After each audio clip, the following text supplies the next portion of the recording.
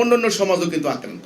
তো আমরা আজকের এই প্রতিবাদ্য বিষয়টা ঠিক করলাম যে আমরা মুসলিম, আমরা তো আর এই অপকর্ম দেখে এইগুলো দেখে তো আমরা এটা বলতে পারি না যে ইসলাম মিথ্যা, নাউজুবিল্লাহ, কোরআন ঠিক নয়, নবী ভুল, নাউজুবিল্লাহ, মানে ইসলাম ভুল, নবী ভুল, আল্লাহ ভুল। নো, আমরা এটা বলতে পারি যে ইসলাম হক সত্য, কোরআন হক সত্য, আল্লাহ নবী হক সত্য। তাহলে এই উগ্রবাদের মোকাবেলায় আমাদের কি করণীয়? আমাদের সরকারগুলি অতীতে কি করেছেন?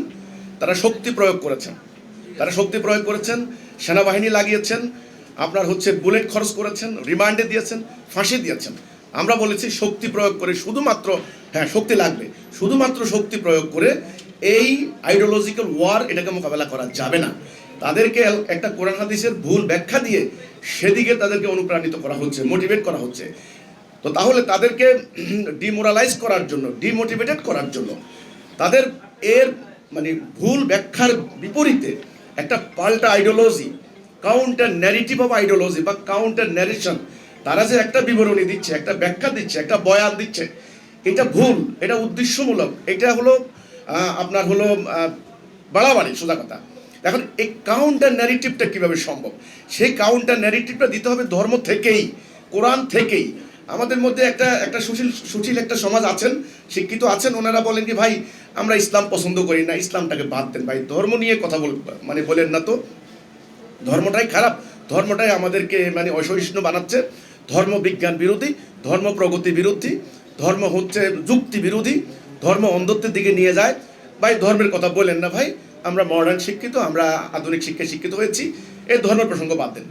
আমি বিনীতভাবে ওনাদের এই ধরনের কথাবার্তার প্রতিবাদ জানাই এই জন্য যে বিষয়টা হলো ধর্ম থেকে উদ্ভূত হয়েছে। যেমন ধরেন একটা লোক যদি মনে করা হয়, তাদেরকে বলা হয় যে অমুক কাফের, অমুককে হত্যা করা তোমার ফরজ। প্রেস ক্লাবের সামনে একজন মুফতি প্রকাশ্যে সেই বক্তব্য দিয়েছে, আমি সেই বক্তব্যে বাংলাদেশের এমন কোনো মানুষ নেই এই কথার প্রতিবাদ করেন, কারণ বাংলাদেশে এখন আর অন্যায়ের বিরুদ্ধে প্রতিবাদ কেউ করেন না। কে কখন মবের শিকার হবেন, কার গালে কোন নাস্তিক ট্যাগ লাগিয়ে দেওয়া হবে, কে কোন ফেসিস্ট ট্যাগ লাগিয়ে দেওয়া এখন ঠিক নাই, কাজে প্রতিবাদ এখন কেউ করেন না। তো আল্লাহর উপর ভরসা রেখে আমি শাহাদাতের প্রেরণায় আমি নেমেছি, আমি যে কোনো অন্যায়ের প্রতিবাদ আমি করার জন্য প্রস্তুত।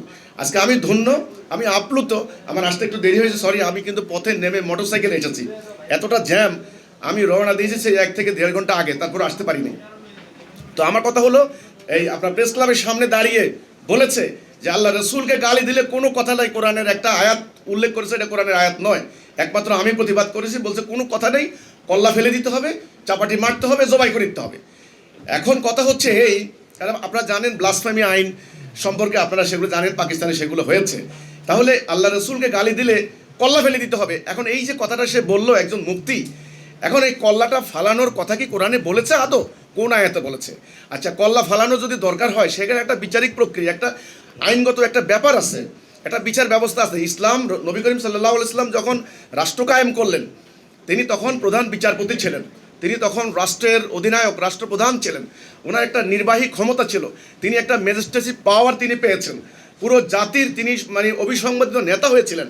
তাহলে একজন জাতির রাষ্ট্রপ্রধান যিনি, তিনি রাষ্ট্রের নির্বাহী ক্ষমতা বলে যে অধিকারটা এক্সারসাইজ করতে পারেন, একজন বিচারক, আপনারা আমার আশেপাশে বিচারকরা আছেন, বিজ্ঞ বিচারক, আপনাদের কাছে রাষ্ট্র যখন বিচারের দায়িত্ব দেওয়া হয়, তখন আপনারা যে কাজটা করতে পারেন, আমি যত বড় আইনজীবী হই বা যত বড় আইন বিশেষজ্ঞ হই, যত বড় সংবিধান বিশেষজ্ঞ হই, সে কাজটা আমি করতে পারি না। এটা একটা বিচারিক প্রক্রিয়ার ব্যাপার। তো তাহলে আমার কথা হচ্ছে, এই ধরনের ফতোয়া দেওয়া হচ্ছে, এই ধরনের মোটিভেশন দেওয়া হচ্ছে, সেটা কি? অমুকরে হামলা করো, অমুকরে অ্যাটাক করো ইত্যাদি, এটা হবে জেহাদ, এটা হবে কেতাল। কারণ কোরআনের কেতালের কিছু আয়াত আছে, যে এই আয়াতগুলি কোন সম্পর্কিত, কোন জায়গায় সেটা প্রয়োগ করা হবে। তো তাহলে আমার কথা হচ্ছে এই, আমাদের প্রস্তাব হচ্ছে এর একটা পাল্টা আইডিওলজি লাগবে। সেটা কীরকম আইডিওলজি? যুক্তি, দলিল, তথ্য উপাত্ত দিয়ে প্রমাণ করতে হবে তাদের এই যে কথাগুলি, এগুলি ভুল, তাদের যে এই যে আমল, এই যে কার্যক্রম, এই যে অ্যাক্টিভিটিস, এটা রং, এটা পারভার্টেড, এই পারভার্সন তারা করতে পারেন না, এটা ইসলামের মূল স্পিরিটের অ্যাগেনস্টে। সেটা কি? 1 নাম্বার, তাদেরকে প্রথমে এই কথাটা বলতে হবে যে তুমি যে ইসলামের পেনাল কোডের কথা বলো, এটা একটা রাষ্ট্র ব্যবস্থার ব্যাপার, এটা একটা বিচারিক ব্যবস্থার ব্যাপার, এটা একটা বিচারিক প্রক্রিয়ার ব্যাপার। যেমন ধরেন একটা মানুষ যদি খুন হলো, সেই খুনের বিচারটা কেমন হবে, সেখানে কতগুলি ধাপ আছে আপনারা জানেন, যারা কোরআন সম্পর্কে অভিজ্ঞতা তারাও জানেন। এখানে অনেকগুলি প্রক্রিয়া আছে। যাই হোক, প্রথম স্টেপটা হলো তাকে ক্ষমা করে দাও, যদি পারো ক্ষমা করে দাও, আল্লাহ ক্ষমাশীল। আচ্ছা, যদি ক্ষমা না করো, মানে দিয়াত, রক্তপণ। আচ্ছা, যদি তাও নাও মানে, তারপরে তার শাস্তি, সমপরিমাণ শাস্তি, এটার নাম কেসাস। এখন এই কেসাসের বিধানটার জন্য লাগবে একটা রাষ্ট্র ব্যবস্থা। সেই রাষ্ট্রের জনগণ এই বিধানটাকে সভরেন্টি অফ আল্লাহ, আল্লাহর বিধানটাকে রাষ্ট্রের আইনের মূল বুনিয়াদ হিসেবে নিতে হবে। আমাদের এখানে একটা ডেমোক্রেটিক সিস্টেম, আমাদের রাষ্ট্রের রাষ্ট্রীয় নাম হচ্ছে রিপাবলিক, আর রাষ্ট্রের আদর্শিক আমাদের আইডিওলজি হচ্ছে ডেমোক্রেসি। এই রিপাবলিক এবং ডেমোক্রেসি এই জিনিসগুলো কি সাধারণ মানুষ এগুলি জানে না। ডেমোক্রেসির মেইন কথাটাই হচ্ছে এটা যে জনগণের শাসন, জনগণের সার্বভৌমত্ব, সভরেন্টি, জনগণের সভরেন্টি। কিন্তু আমাদের এখানে কথা হচ্ছে মানে ডেমোক্রেসির কথা যদি এই হয়, জনগণের নির্বাচিত প্রতিনিধি রাষ্ট্র পরিচালনা করবে, মানে ন্যায় বিচার, সুবিচার, সমতা বা আপনার হলো সুষম বন্টন, এগুলি যদি ডেমোক্রেসির কথা হয়, তাহলে এখানে কোনো ইসলামের কোনো কন্ট্রাডিকশন নাই। কিন্তু ডেমোক্রেসির কথা যদি এই হয় যে জনগণ ল মেক করবে, জনগণ আইন রচনা করবে, এখানে ইসলামের মূল স্পিরিটের সাথে একটা কন্ট্রাডিকশন করছে। ইসলামের কথা হলো আইন দাতা হচ্ছেন আল্লাহ, হুকুমদাতা হচ্ছেন আল্লাহ। তো কাজেই আমাদের যে প্রথম প্রস্তাব, তাদেরকে এই জিনিসটা বোঝাইতে হবে যে তুমি এই যে জেহাদের কথা বলছো, এই জেহাদের মিনিং হচ্ছে মানুষের কল্লা কাটা না। এই জেহাদের মিনিং হচ্ছে অন্যায়ের বিরুদ্ধে দিন প্রতিষ্ঠার সংগ্রাম। এটা হচ্ছে ব্যাপার। সেটা হবে মানে জান এবং মাল দিয়ে, এর দুনিয়াবি কোনো স্বার্থ থাকবে না। আর তুমি যে কেতালের কথা বলছো, যুদ্ধের কথা বলছো, এই কেতাল মানুষের কল্লা কাটার ব্যাপার না। এটা হলো সশস্ত্র যুদ্ধ, হলো রাষ্ট্রীয় অথরিটির একটা ব্যাপার। নবী করিম সাল্লাল্লাহু আলাইহি ওয়াসাল্লাম যখন রাষ্ট্র কায়েম করলেন, তখন অপরাপর রাষ্ট্রপ্রধানের মতো তিনি চুক্তি করলেন, সন্ধি করলেন, তিনি বন্দি করলেন, বন্দি বিনিময় চুক্তি করলেন, আবার শত্রুদের বিরুদ্ধে তিনি অস্ত্র জোগাড় করলেন।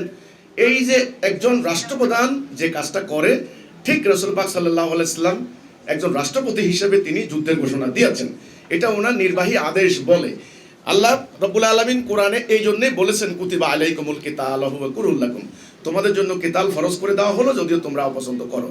যেমন ধরুন আজকে যেমন আমেরিকা আক্রমণ করেছে ইরান, ইরানের জনগণ এখন পালানোর কথা না, শেল্টারে যাওয়ার কথা না।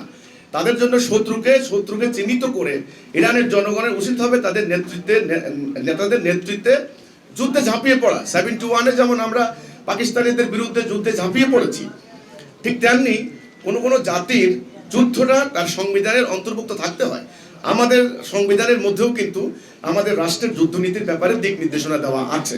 মৌলিক মানবাধিকারের প্রসঙ্গ যেমন আছে, তেমন যুদ্ধের নীতিও আছে। যে কোনো সংবিধানের এটা একটা পূর্ণতা, যদি তা না থাকে তাহলে কিন্তু মানে সংবিধানটা কমপ্লিট হয় না।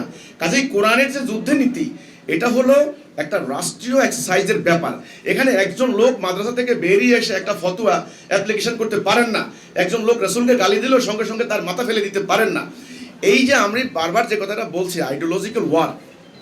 যেমন ধরুন ওরা সায়ানটে হামলা করলো, ওরা উদিসি ওখানে হামলা করলো, বিভিন্ন ধরনের আপনার হলো এই যে কুষ্টিয়ায় ওখানে লালন ওখানে হামলা করার জন্য তারা মানে উস্কে দিল। এরপরে আপনার ময়মনসিংহে বিভিন্ন জায়গায় হামলা করলো, গানের অনুষ্ঠানে হামলা করলো, সেখানে হ্যাঁ রাজবাড়িতে একটা অ্যাটাক করলো। সেখানে আমরা বলেছি যে দেখেন, জনগণের সামনে ওদের সামনে এই কথাটা বলতে হবে, গান শোনা হারাম না। মানে কোরআনে তুমি কোথাও দেখাতে পারবে না যে গান শোনা হারাম, কোথাও নাই। শব্দের ব্যাখ্যা করে, মানে বিকৃত ব্যাখ্যা করে এই জিনিসগুলিকে অপপ্রয়োগ করা হয়েছে। যাই হোক, এখন গান শোনা যে হারাম না, এটাকে যুক্তি দিয়ে, দলিল দিয়ে, প্রমাণ দিয়ে তার সামনে প্রমাণ করতে হবে। তাকে এই কথা বললে হবে না যে হারাম না। তার সামনে একটা আইডিওলজি আছে, সে বলেছে ঘরে তবলা রাখলেও কিন্তু 40 দিনের নফল নামাজ জায়েজ হবে না।